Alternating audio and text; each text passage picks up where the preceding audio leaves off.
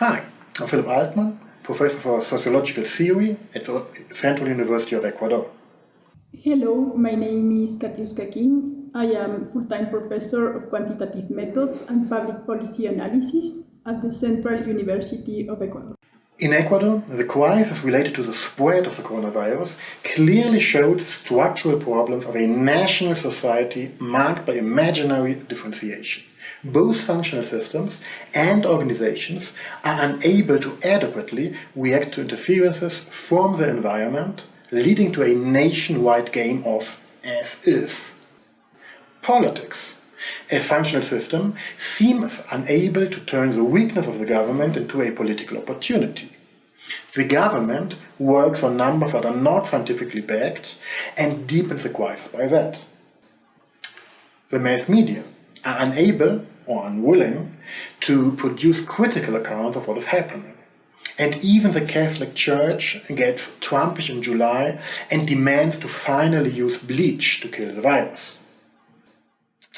In this, all communications are completely serious and would be defended if criticized. The logic of systematic closure and opening to environmental interferences is suspended. Other forms of differentiation, such as informal organization or an allopoietic organization of society, are becoming even more relevant. A disintegration of society at the national level is imminent.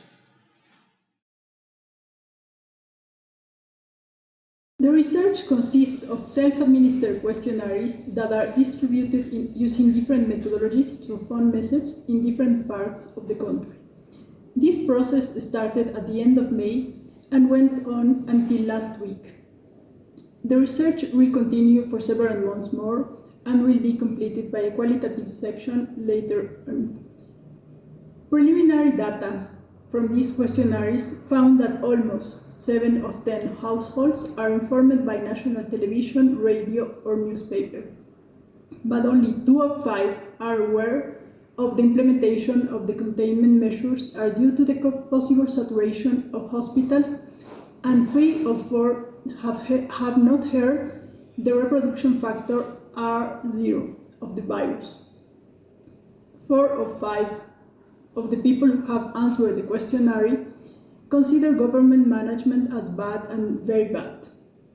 The research shows that more than 4 of 10 households have at least one person affected on employment conditions because of COVID, without considering self-employed workers.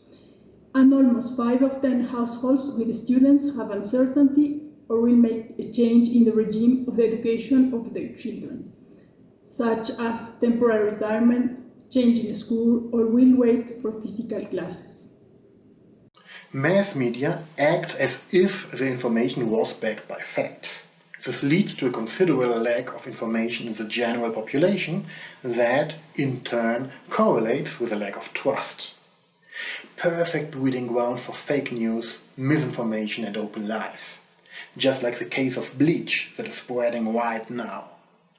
The government acts as if people trusted it and its actions to mitigate the effects of the coronavirus. Therefore, the lack of discipline in the general population reported by authorities is no surprise. The other way around, the inability of the government to take the effects in family income and educational strategies into account might explain the pronounced adjustment policy put into practice. Imaginary differentiation means the lack of sensitivity towards the environment. In the current crisis, it could mean that the different systems continue working, but nobody cares.